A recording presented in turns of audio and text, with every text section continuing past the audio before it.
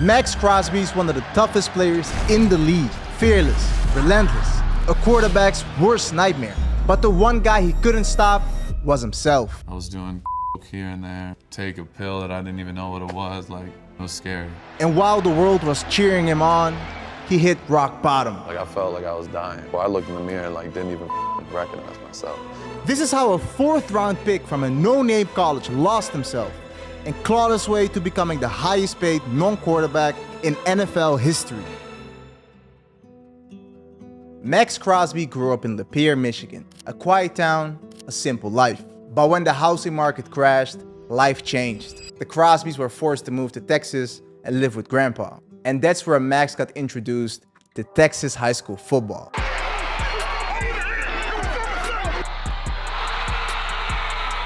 Maxx played linebacker, but he was kinda chubby and not the most athletic kid, unlike his older brother Myles Crosby, who had multiple D1 offers and was the star of the show. My brother was like the man. He was a pretty boy, got all the girls, like, so in my head, I was always like, I'm trying to be like him, like, they don't want me. I had that jealousy and I wanted that in life, and like, I just wasn't happy as a human being. Until we found the magic fix, the solution to all his insecurities and self-doubt. Maxx was introduced to alcohol. First time I ever drank in high school, I was like, I'm in love. Like, this, I could go up to any chick and talk now. Like I was a middle child, redhead. Like, I wasn't the most confident kid growing up. For the first time in his life, it felt like he fit in, and he finally escaped his brother's shadow. And on the field, something else was changing too. Just before his senior year, he hit a 4-inch growth spurt. So he got moved from linebacker to defensive end, learning the position on the fly against D1 talent.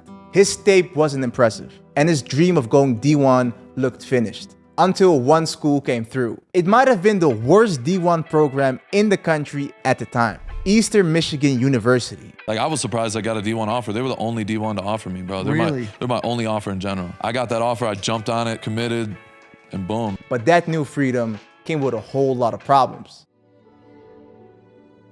Eastern Michigan wasn't exactly a football powerhouse. Coming off a 2-10 season, there were less fans in the stands than his high school games. But Maxx didn't care.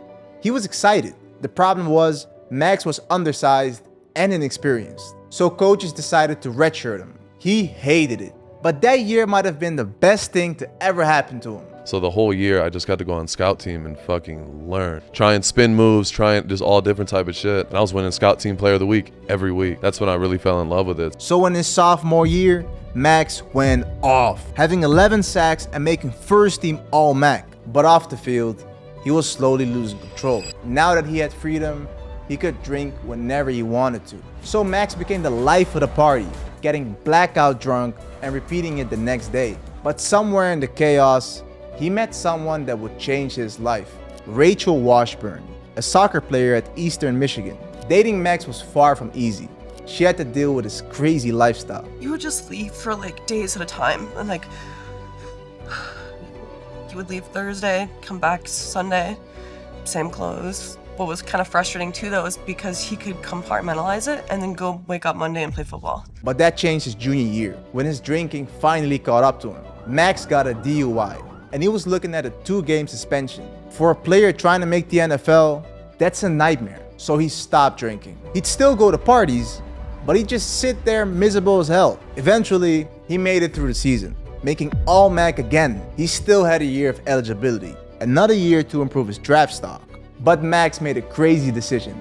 He declared for the NFL draft. I had every coach tell me, you're gonna go in the 6th, 7th round, you need to go back to school, you need to, like, some of the closest people to me, like, bro, you need to go back to school.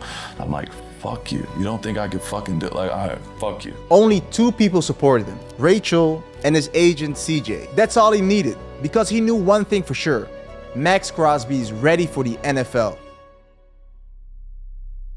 Going into the draft, Maxx wasn't exactly a hyped prospect. A 245-pound D-end with a DUI, teams were concerned. But his agent gave him one piece of advice that stuck. What my agent told me is, like, you go kill the combine, like, I think you're gonna be a top 100 pay. That's all he needed to hear, because when the combine came around, he went crazy. Top 3 in almost every drill, and he ran a 4.66. At this point, he knew he was going top 100. But on draft day, things didn't go as planned. First 2 days go by, like, I had the news people at my house in Texas, I had my whole family. Second day comes, we're like to the last couple picks of the third round, and I didn't get drafted.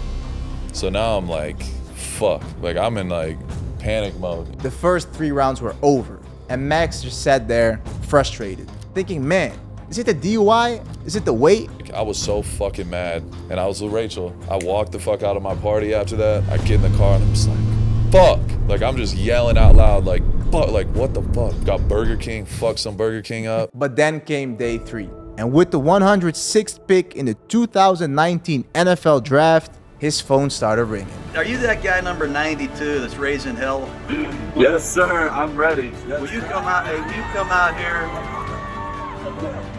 I'm ready. I'm the guy. I promise. Thank you so much. Gruden believed in him, and that's all Maxx needed to hear, because the long wait, the doubt, the embarrassment pissed him off. Trust me, the competitor in me, I'm like, no fucking way. They waited fucking 3 days to draft my ass. I got something for y'all, no doubt.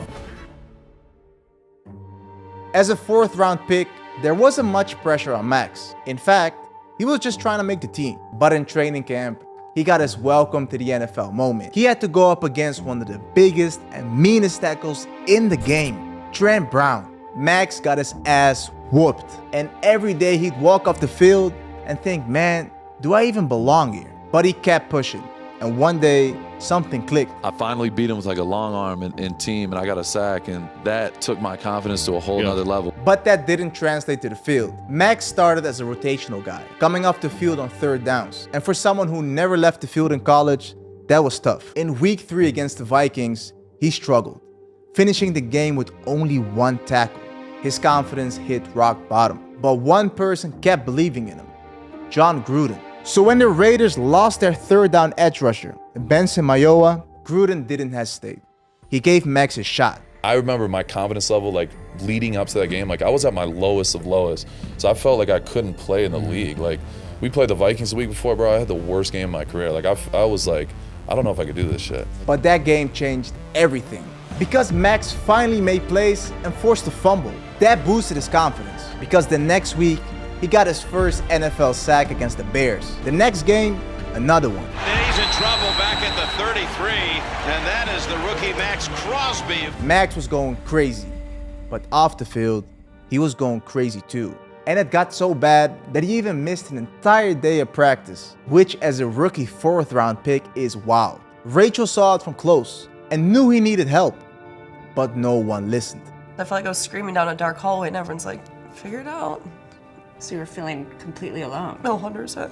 I put her through hell. Nobody even believed her. Like, that's such a sad, lonely, like, feeling. And, like, that still hurts me to this day. Max's on-the-field success made him blind to his addiction, and it got to the point where Rachel couldn't keep up anymore. I threatened to leave like a million times, and I've never left. But I finally left, though. Like, it was such a good feeling for me. Then came the Bengals game, where Maxx went insane, finishing the game with 4 sacks, winning AFC Defensive Player of the Week. And while the world was cheering him on, he was fighting a battle no one could see. I was going through that with my girl. I'm partying my ass off, and I go out there versus the Bengals to get 4 sacks and come home and my girl like hates me and I'm miserable. Like, people don't even know that, bro. Despite the chaos, Maxx finished the season with 10 sacks and came in second behind Nick Bosa in Defensive Rookie of the Year. Now it was time for the offseason, a moment where Maxx had money, time, and no obligations. And that's where things went terribly wrong.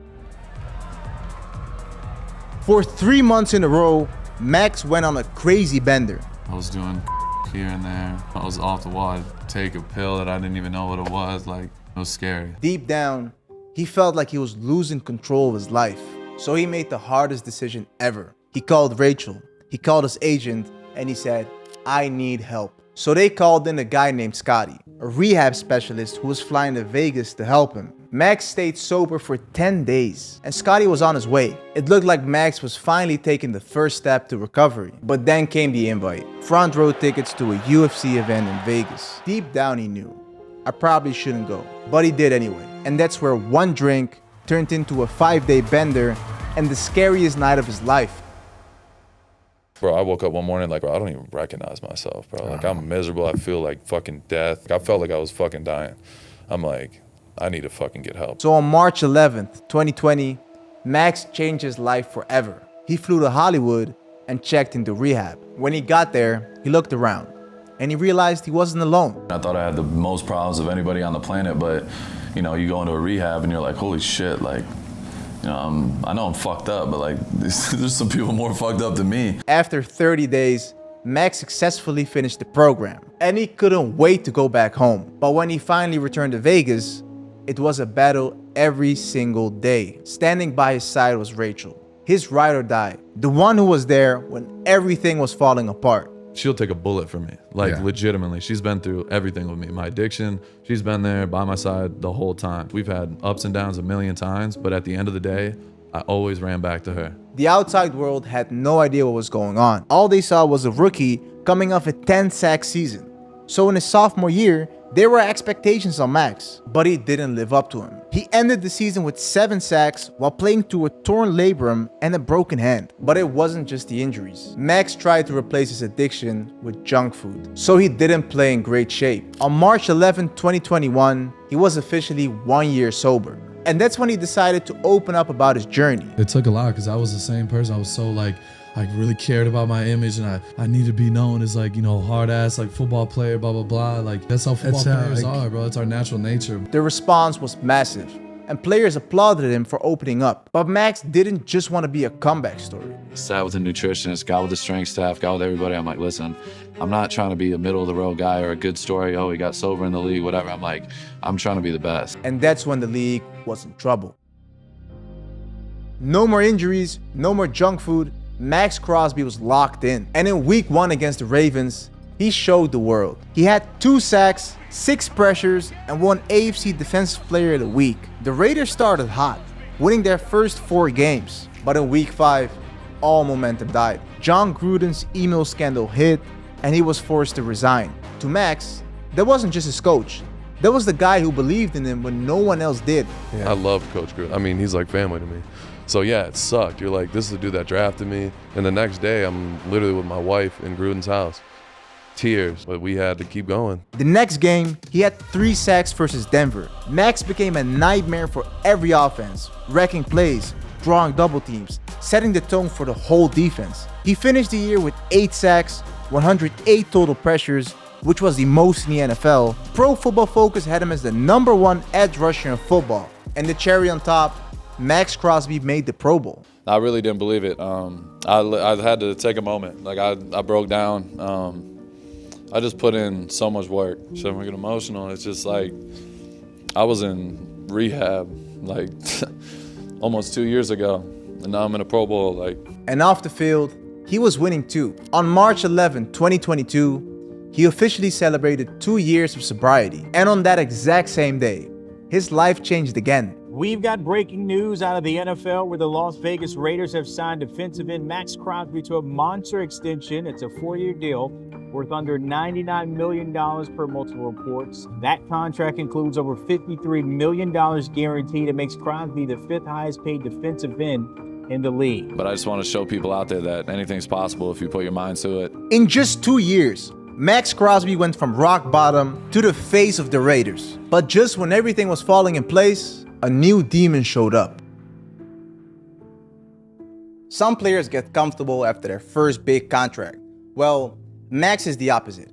He went even harder, putting up 12.5 sacks, leading the league with 22 TFLs, and making his 2nd Pro Bowl. But it wasn't just the production, it was his motor. Maxx played over 1,000 snaps, most of any defensive lineman in the NFL. And maybe that fire came from something deeper, because mid-season, Max's whole life changed. Ella Rose Crosby was born. It was the greatest day of my life, honestly. Can't even describe the moment. You'll never look at life the same. He had a new reason to fight, not just for himself, but for his family. And in 2023, he needed every ounce of that fight because that season, disaster struck. In week 2 against the Bills, he slammed his knee into the turf and it swelled up.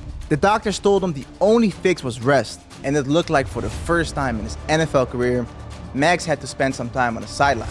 the shit was blown up like a balloon. And I wake up the next morning and I fucking almost pass out. Like I felt like I was dying. But Maxx Crosby is a different breed. Every week, he drained his knee just to get back on the field. And somehow, on that messed up leg, he played through all 17 games, put up a career-high 14.5 sacks, and he made his 3rd straight Pro Bowl. But playing through all those injuries cost the price. And in 2024, he had to pay up. In week 2, of course, against the Ravens, he might have played the best game of his career. 2 sacks, 4 TFLs, and 5 pressures, upsetting the Ravens and again, winning AFC Player of the Week. But at the end of that game, Maxx got hurt bad. Defensive Player of the Week, I went nuts. And the second to last play, I get rolled up, and I've never done that, but I tore my ankle up. I couldn't walk off the field barely. No, you played through it. And I'm like mentally going through it. I'm like, I can't do any. I can't do it. And I'm like, I'm gonna keep fighting. Mentally, it was a weird situation. He just came off the best game of his career,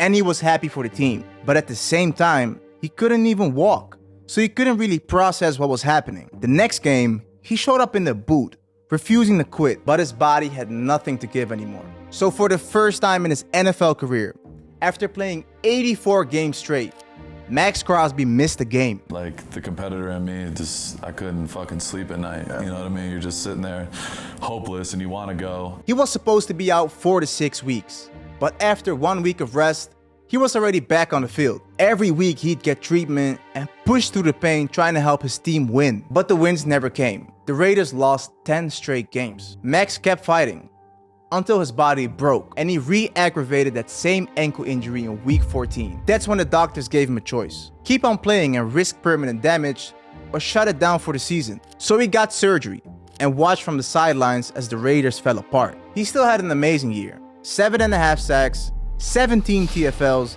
making the Pro Bowl for the 4th time in a row. But to Maxx, none of that mattered. He just wanted to win. The Raiders ended up 4-13. And that's when the dominoes started falling. GM Tom Telesco, fired. Head coach Antonio Pierce, fired. But here's the crazy part. Maxx Crosby, the heart of the team, was now being linked to other franchises. Every other day I got a new team making a graphic about Maxx Crosby's going to the Washington. I'm a fucking Raider. But the Raiders responded, and they made a move that silenced every trade rumor.